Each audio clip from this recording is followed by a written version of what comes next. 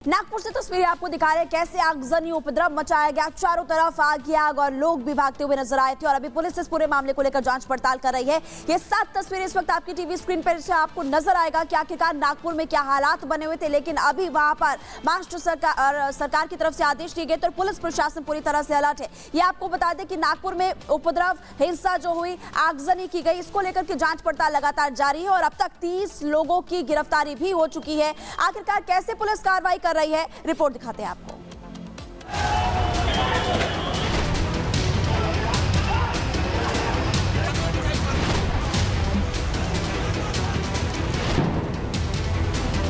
उनके हाथ में तलवारें भी थी सर, ये देखिए तलवार से तोड़ा है, ये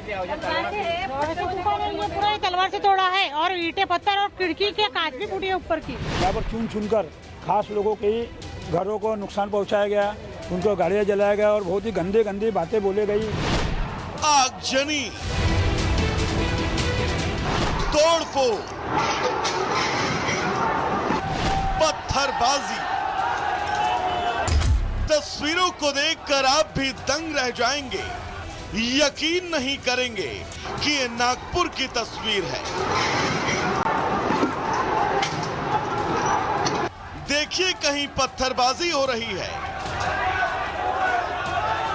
कहीं गाड़ियों को जलाया जा रहा है, कहीं गाड़ियों के शीशे टूटे पड़े हैं। इस तस्वीर को देखकर पूरा देश हिल गया। सीएम फडणवीस को इमरजेंसी बैठक बुलानी पड़ी, लोगों से शांति अपील की जाने लगी। जिस प्रकार से कुछ लोगों ने पत्थरबाजी की है, पुलिस पर भी पत्थर फेंके हैं, ये बिल्कुल गलत है। मैं स्वयं इन सारी घटनाओं पर नजर रखकर हूं। अगर कोई दंगा करता है, कोई पुलिस पर पत्थर फेंकता है, कोई समाज में तनाव निर्माण करता है, तो ऐसे सभी लोगों के ऊपर कड़ी से कड़ी कार्रवाई की जाए।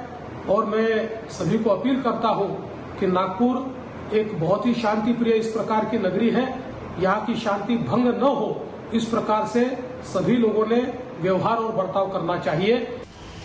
लेकिन दंगाई कहां मानने वाले थे, वो उत्पात मचाते रहे।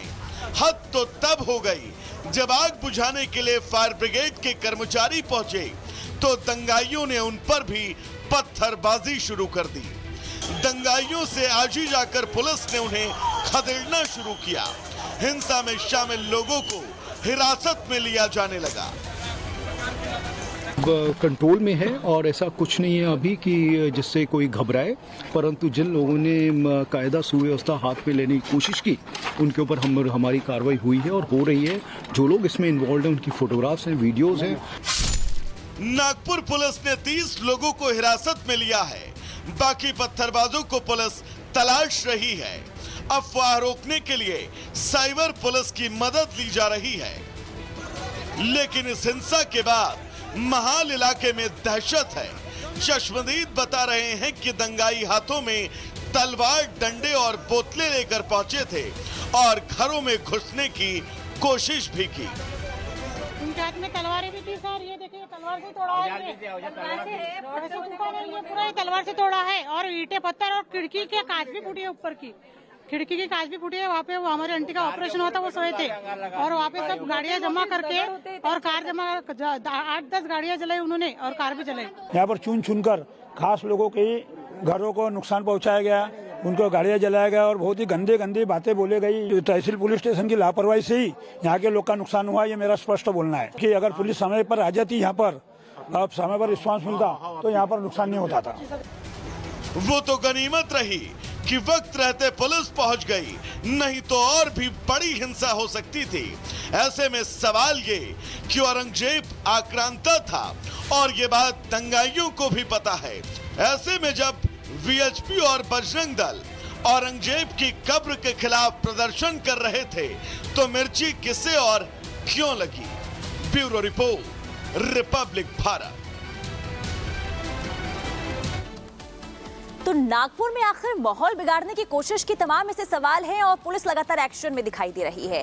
लेकिन अब आपको मैप के जरिए समझाने की कोशिश करते हैं कि आखिर महाराष्ट्र के कौन से ऐसे इलाके हैं जहां पर सबसे ज्यादा माहौल बिगाड़ने की कोशिश हुई है, यानी कि दो गुटों में हिंसा और इसके बाद आगजनी की तस्वीर कहां देखने को मिली है। तो देखिए मैप के जरिए हम आपको बताएंगे, क्योंकि महाराष्ट्र की मुंबई से 770 किलोमीटर दूर यानी कि नागपुर का वो इलाका जहां पर दो गुटों में पहले हिंसक झड़प और इसके बाद हिंसक झड़प इस कदर पथराव और आगजनी में तब्दील हो जाती है कि पूरा का पूरा जो माहौल है वो खराब हो जाता है। तो नागपुर का महल इलाका जहां पर दो गुटों में पहले बहसबाजी होती है और ये पूरा जो विवाद होता है वो औरंगजेब की कब्र को लेकर शुरू होता है और ये नागपुर का वो इलाका हम आपको दिखा रहे हैं जहां पर जबरदस्त हिंसा हुई और इसके बाद पूरा का पूरा माहौल अशांत हो गया। और अगली खबर इसी से जुड़ी क्या है, रुक कर लेते हैं महिमा का।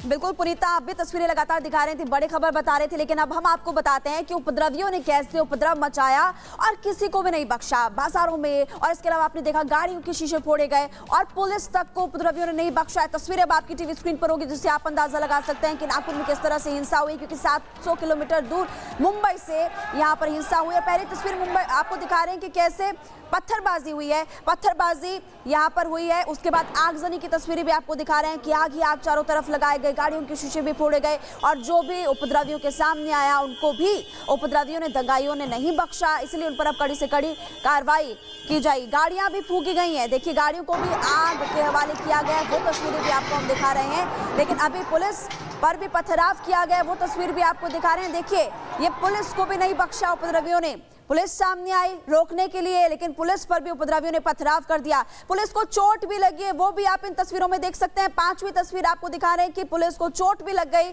क्योंकि उपद्रवियों ने यहाँ पर पुलिस पर भी पथराव कर दिया। कई पुलिसकर्मी घायल बताए जा रहे हैं जिनका इलाज अभी जारी है। और इसलिए अब आपको बताया हमने इससे पहले कि 7 थानों की फोर्स तैनात है और लगातार इस पूरे मामले की जांच की जा रही है। अब तक 30 लोगों की गिरफ्तारी हो चुकी है। साथ ही आपको बता दें कि उपद्रवियों ने पुलिस को भी नहीं बख्शा, वो तस्वीरें भी आपने देख ही ली है।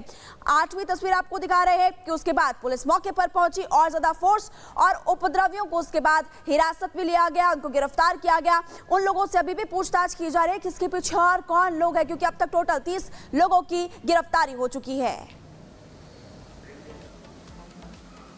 देखिए तस्वीरों के जरिए हमने आपको बताने की कोशिश की किस तरीके से नागपुर में दहशत फैलाने की कोशिश की है, लेकिन अब आपको उन चेहरों के बारे में भी जानकारी देते हैं जिन्होंने नागपुर को पूरी तरीके से बदलने की कोशिश की है। बदलने की कोशिश यानी कि अशांत करने की कोशिश की है। रिपोर्ट के जरिए आपको दिखाते हैं कि आखिर वो कौन से चेहरे हैं, उनका क्या मकसद था नागपुर को दहशत यानी कि नागपुर में दहशत फैलाने के लिए। रिपोर्ट के जरिए आपको दिखाते हैं। इस चेहरे को पहचानिए, ये वही चेहरा है जो नागपुर हिंसा का जिम्मेदार है। इस उपद्रवी को पुलिस तलाश रही है।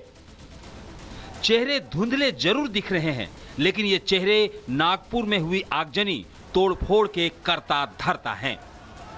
इनकी मजाल तो देखिए, लोग पुलिस को भी नहीं बख्शा। पुलिस जब इन्हें हिंसा से रोकने की कोशिश कर रही थी तब ये पुलिस पर ही पत्थरबाजी करने लगे। अब तक वीडियो के आधार पर पुलिस ने 30 लोगों को हिरासत में लिया है, लेकिन हिंसा में बाकी उपद्रवियों के चेहरे पहचानकर पुलिस की धरपकड़ जारी है। कॉम्बिंग ऑपरेशन जो भी इसमें इन्वॉल्व हैं, जो दिख रहे हैं, जो इन्वॉल्व थे, उन लोगों के ऊपर कार्रवाई हो रही है, उनको अरेस्ट किया जा रहा है। हमने 144 धारा लगाई है और सबको जो है ये हिदायत दी है कि कोई भी बाहर ना निकले अननेसेसरी और कोई भी कायदा कानून अपने हाथ में ना ले। लेकिन